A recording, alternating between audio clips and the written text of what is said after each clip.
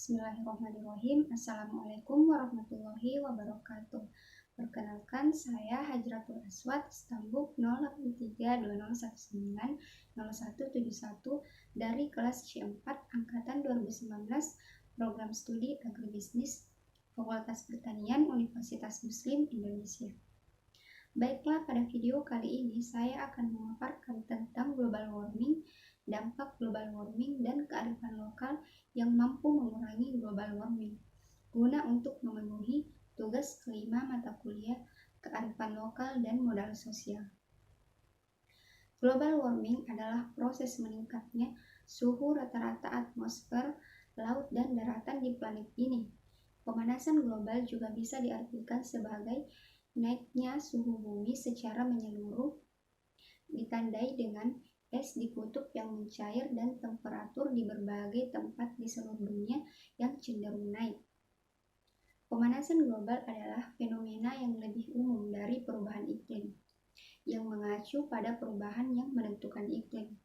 Pemanasan global bisa menyebabkan berbagai dampak terhadap dunia akibat suhu yang meningkat pada lapisan atmosfer bumi secara tiba-tiba. Adapun dampak pemanasan global terhadap kehidupan manusia yaitu peningkatan permukaan laut, banyaknya daratan yang tenggelam, mencairnya es di kutub selatan dan utara, iklim mulai tidak stabil. Produksi pertanian menjadi menurun, topan siklon tropis, dampak sosial, ekonomi, dan politik, menipisnya lapisan ozon. Dampak Pemanasan global pada akhirnya akan mengakibatkan dampak berupa tenggelamnya daratan yang ada di bumi. Hal ini menyebabkan banyak pulau-pulau kecil dan juga daratan yang berada di pesisir pantai akan menghilang.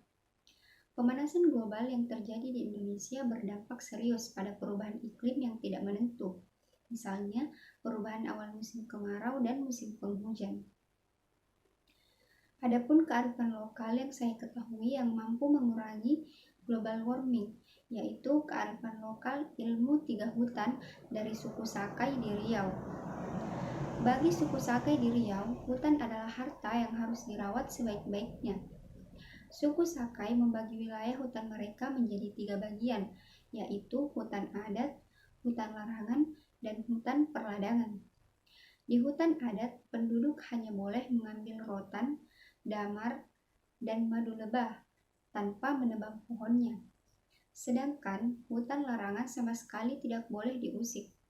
Sementara hutan perladangan boleh ditebang untuk dijadikan ladang, tapi tidak semua pohon boleh ditebang.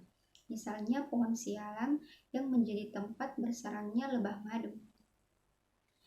Penduduk yang melanggar aturan akan dihukum, misalnya didenda atau diusir dari wilayahnya. Hukum berlaku untuk semua orang, bahkan batin atau kepala suku yang tertangkap melanggar aturan akan dicopot kedudukannya.